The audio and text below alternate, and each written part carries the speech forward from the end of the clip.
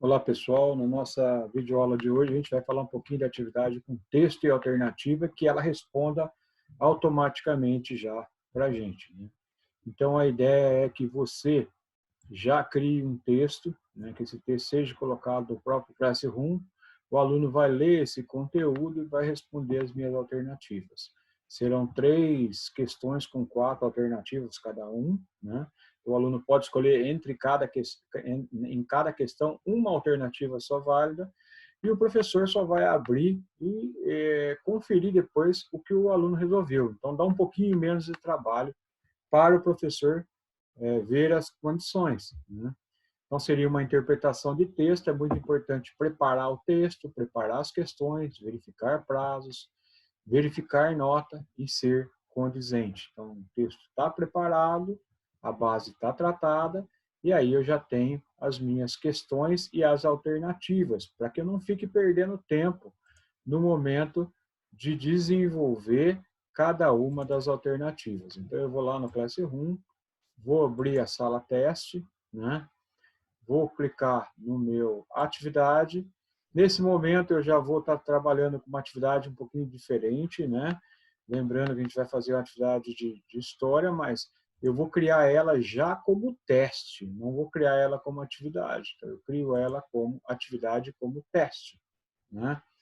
Da forma que a gente já pensou, né? Então, ela vai ser a terceira atividade de história, né? Interpretação da história proposta sobre a viagem.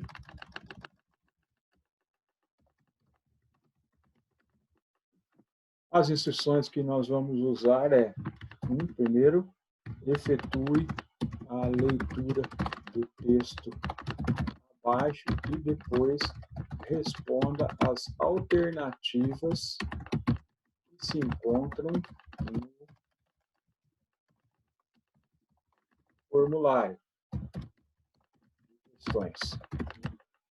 Então, nós vamos colocar o texto aqui neste momento, né? Pegar o texto, disponibilizar o texto para o aluno. Então, esse é o copiei o texto, coloco o texto automático dentro do conteúdo, está lá o texto, peguei o texto, recortei do meu pendrive, como eu já tinha preparado ele, e aí eu passo a criar a atividade. Então, eu venho no Blank Quiz, clico no Blank Quiz, ele vai abrir o formulário para mim, né? Seria bem legal também pegar o mesmo número do que você usou aqui para colocar no Blank Quiz. Então, eu cliquei aqui em cima, copiei ele, o nome do formulário, hora que eu voltar, vai se mudar, né? Então, eu ponho lá 3 histórias de viagem. Eu gosto de colocar o nome do aluno, né? Sempre penso nessa condição, né? Gosto de pedir que ele informe série e turma, né? Isso é outra coisa que eu acho importante para que o aluno possa e a gente não se perca depois nos momentos de correção, né?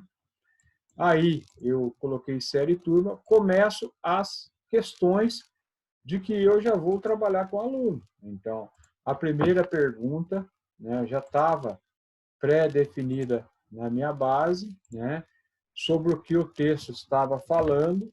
Então, eu venho na, na, na minha informação e já coloco sobre o que o texto estava falando, né? Escolho aqui não parágrafo, agora múltipla escolha, né? Deixo de ter aquela ideia de que eu iria trabalhar com resposta aberta, porque me dá muito trabalho.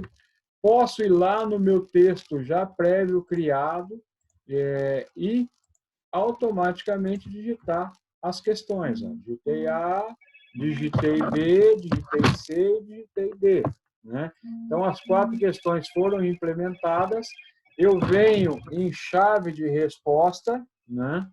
Na chave de resposta, eu clico nela e no texto está falando de uma viagem à Índia de exploração. Então, essa é a correta. Se eu for atribuir pontos, eu já coloco um ponto lá e ele já vai dar um ponto se o aluno acertar essa condição. Também clico como obrigatória. Vamos fazer a segunda pergunta, né? A segunda pergunta, cliquei o mais, abriu a segunda pergunta. E a segunda pergunta que nós vamos trabalhar é que perigos eles encontraram, né? Que perigos eles encontraram ao longo da viagem, né?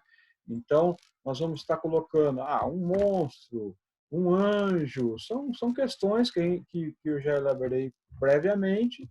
Está aí as 4 questões, múltipla escolha, marco a chave de resposta, era um monstro, e vou falar, eu vou dar 1 ponto para você nessa condição também. E vou colocar concluído. Pronto. É bom marcar como obrigatória, né? Porque quando eu marco ela como obrigatório, o aluno tem que responder, né? Estou na segunda questão, vou para a terceira questão. A minha terceira questão elaborada é aonde eles queriam chegar, né? É bem simples isso, que era a Índia, né? Eu coloco lá a terceira, aonde eles queriam chegar. Então, vamos lá, Brasil, México,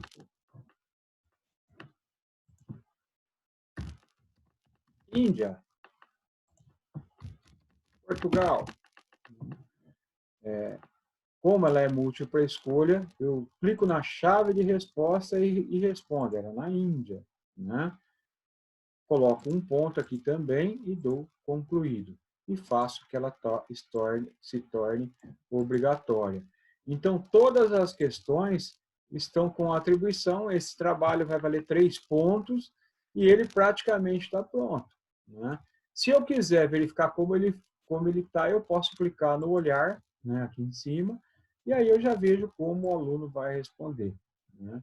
Se eu quiser até fazer um teste de resposta, eu posso aqui.